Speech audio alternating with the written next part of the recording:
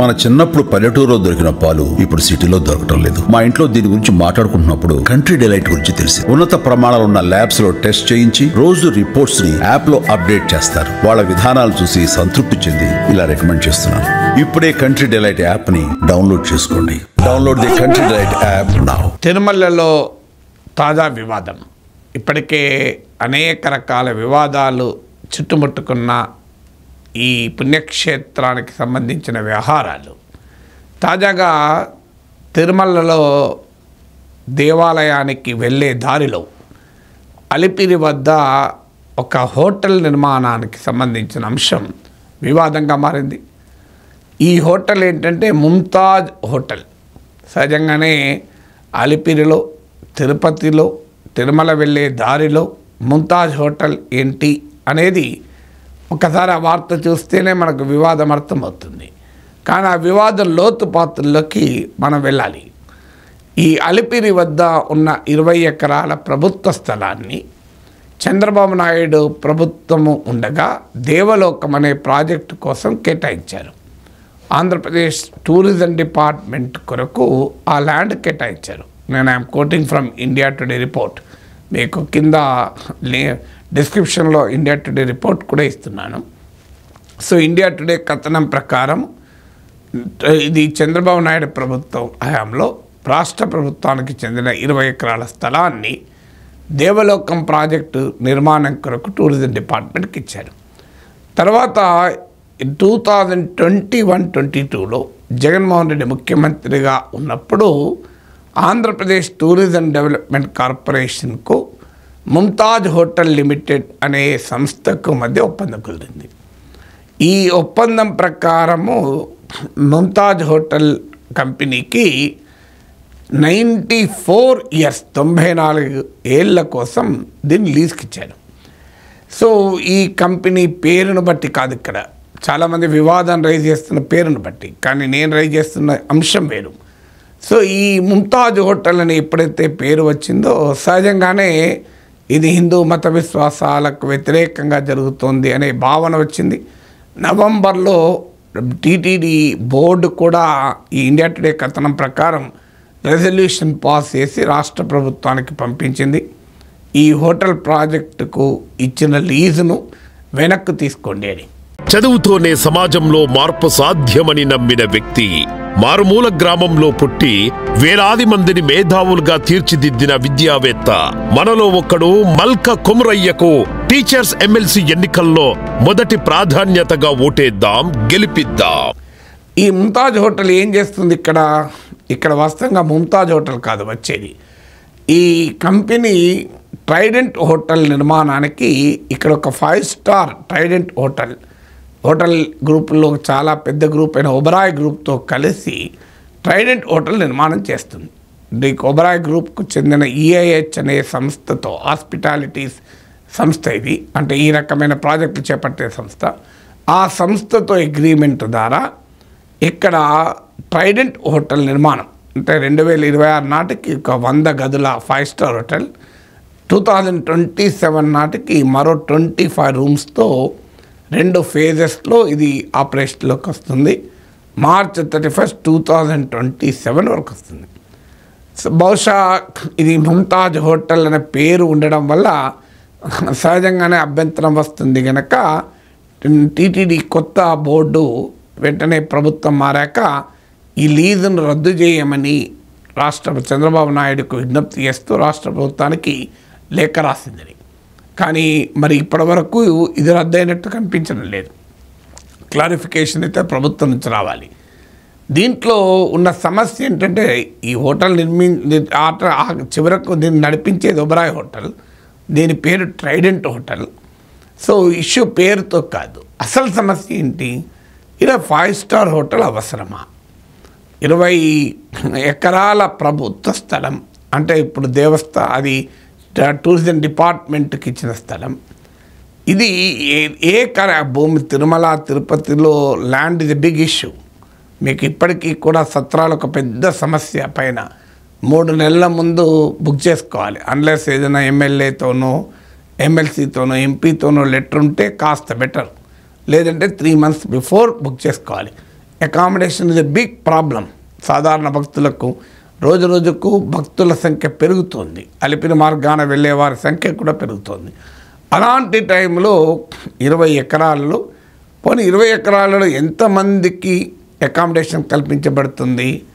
దీనికి 125 మందికి అకామిడేషన్ కల్పించబడుతుంది. అంటే 125 మెంబర్స్కి అకామిడేషన్ కొరకు 20 ఎకరాల భూమిని ఆ ప్లేస్లో వినియోగించడం కరెక్టా? ల్యాండ్ యూటిలైజేషన్ కూడా ఉండాలి. ఒబెరాయ్ హోటల్ రావద్దని నేను అనడం లేదు, ముంతాజ్ హోటల్ అనేది ఇష్యూ కాదు, ట్రైడెంట్ హోటల్ రావద్దని అనడం లేదు. తిరుపతి అవుట్స్కర్ట్స్లో ఎక్కడైనా బ్రహ్మాండంగా 20 ఎకరాలు కాదు 50 ఎకరాల్లో హోటల్ నిర్మాణం చేపట్టవచ్చు. అందువల్ల అలాంటి హోటల్లో దిగేవారు వారికి కార్లు ఉంటాయి, లగ్జరీ కార్లు ఉంటాయి, వారు కాస్తంత దూరాన్ని ఆ కారులో ప్రయాణం చేయొచ్చు. సాధారణ భక్తులకు కనుక అలిపిరి వద్ద అకామిడేషన్ క్రియేట్ చేస్తే ఓ ధర్మసత్రమో లేదా ఒక పేద వర్గాలు మధ్యతరగతి వర్గాలు దేవుని దర్శనం కొరకు వస్తున్న వారికి అవసరమైన గనక అకామిడేషన్ క్రియేట్ చేస్తే ఆ 20 ఎకరాల స్థలాల్లో 125 రూములు కాదు, కొన్ని వందల రూములు నిర్మించవచ్చు, కొన్ని వేల మందికి అవకాశాన్ని కల్పించవచ్చు. అది వదిలేసి ఇక్కడ మేము 5 స్టార్ హోటల్ కడతాం, ఇలా లేదంటే ఒక ధ్యాన మందిరాన్ని నిర్మించవచ్చు.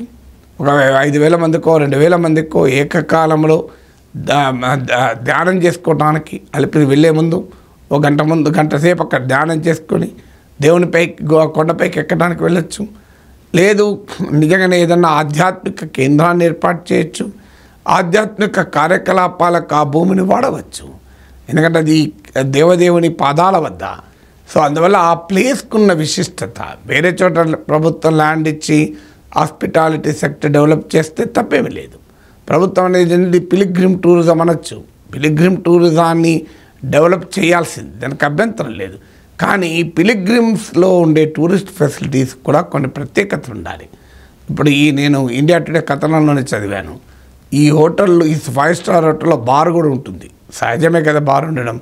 అంటే అలిపిరి దగ్గర తిరుమల కొండ ఎక్కే ప్లేస్లో బార్ పెట్టుకుందామా? అసలు 5 స్టార్ హోటల్ కల్చర్ ఏంటి? అసలు భక్తులకు సాధారణ భక్తుల సదుపాయాల సంగతి ఏంటి? సాధారణ భక్తులకేమో అకామిడేషన్ అవసరం లేదా? దీనికి ఈ హోటల్ వస్తే ఎంప్లాయ్మెంట్ క్రియేట్ అవుతుంది, ఇన్వెస్ట్మెంట్ క్రియేట్ అవుతుందని కూడా మనకు తీరిసి చెప్తారు. ఒక 5 స్టార్ హోటల్ పెడితే ఎంతమందికి ఎంప్లాయ్మెంట్ క్రియేట్ అవుతుంది? అదే మీరు అక్కడ ఒక 2,000 మందికి ఒక 20 ఎకరాలలో ఎంతమందికి మనకు కేటాయించవచ్చో నేను లెక్క చెప్పలేకపోతున్నాను. కానీ మనకు తెలుసు కొన్ని వేల మందికి అకామిడేషన్ కల్పించవచ్చు, కొన్ని వేల రూమ్స్ కట్టచ్చు. సో అలాంటి ప్లేస్లో మీరు బ్రహ్మాండంగా మీకు మీకు సాధారణ భక్తులకు అకామిడేషన్ క్రియేట్ చేశారనుకోండి, టీటీడీకి ఆదాయము వస్తుంది.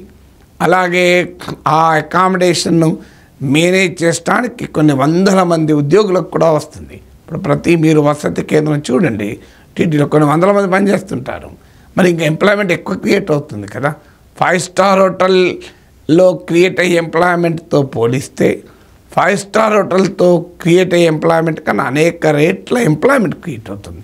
తర్వాత అప్రాప్రియేట్ యూస్, మన దేవుని పాదాల వద్ద 5 స్టార్ హోటల్ కాదు, మనకు లగ్జరీస్ కాదు.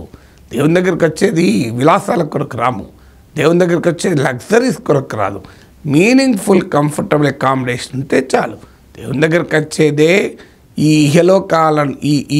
ఇహలోక సౌఖ్యాల నుంచి బయటపడి ఒక వైకుంఠం వైపుగా మనిషి ఆలోచన కేంద్రీకరించడం.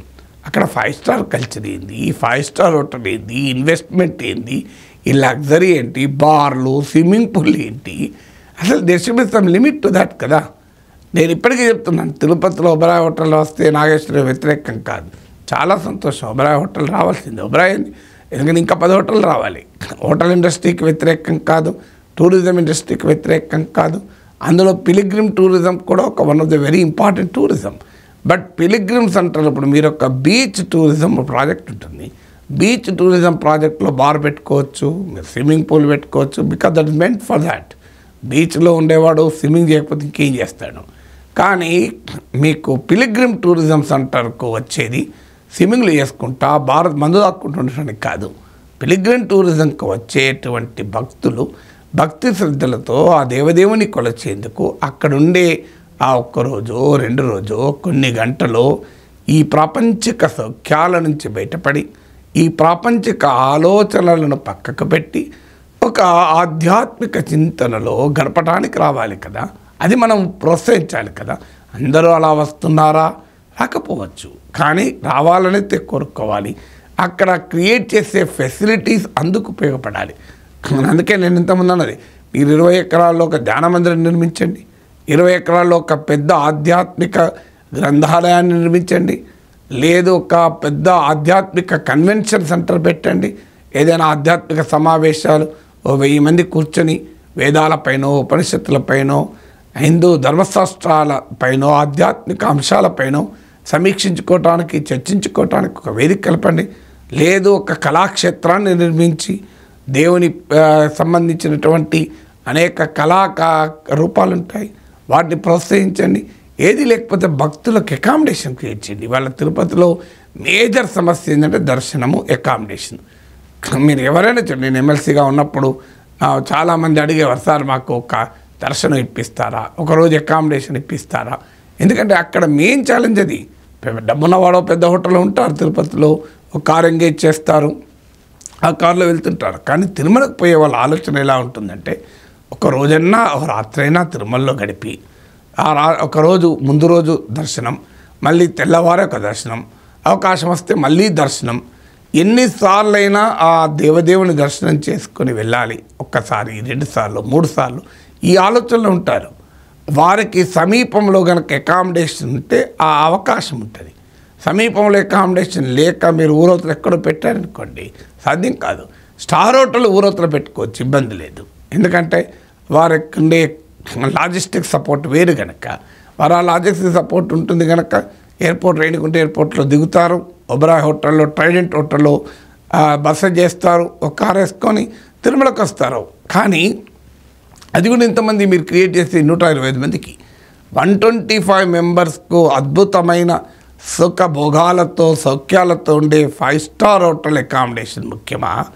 వేలాది మంది సాధారణ భక్తులకు ఆ దేవుని దర్శనం కొరకు ఎదురు చూస్తూ కాస్తంత ఒక్కరోజు గడపాలని కోరుకునే వారికి సదుపాయం కల్పించడం ముఖ్యమా? దయచేసి చంద్రబాబు నాయుడు గారు ఆలోచించాలి. పవన్ కళ్యాణ్ సనాతన ధర్మ దీక్షలు, యాత్రలు చేస్తూ సనాతన ధర్మ సంస్థాపన కోసం కట్టుబడి ఉన్నానని ప్రకటించి నిబద్ధత చూపుతున్న పవన్ కళ్యాణ్ ఆలోచించాలి. We don't need a 5 star hotel at Alipiri వద్ద కావాల్సింది 5 స్టార్ హోటల్ కాదు, వేలాది మంది భక్తులకు కనీస వసతులు కలిగిన ఒక మంచి అకామిడేషన్ ఆలోచించండి ప్రభుత్వం. అందువల్ల ఈ ముంతాజ్ హోటల్ కాంట్రవర్సీ కనీసం భక్తులకు సేవలు అందించేటు సదుపాయాలు అందించే దిశగా ఉండాలి. దీన్ని మళ్ళీ వివాదాన్ని ఇంకో దారి తప్పించి ఆ కోణంలోనే చర్చ పెట్టడం కన్నా భక్తుల సదుపాయాల కోణంలో చర్చించాల్సిన అవసరం ఉంది. ప్రతిదాన్ని పెట్టుబడుల దృష్టితోనే ఆలోచించకూడదు.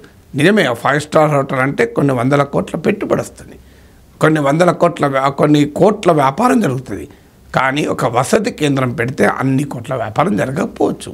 కానీ తిరుపతి ఉన్నది వాణిజ్య వ్యాపారాలు చేసుకోవటానికి కాదు, పెట్టుబడులు ఆకర్షించే ప్రాంతం కాదు, అది భక్తులు ఆకర్షించే ప్రాంతం, మర్చిపోకూడదు.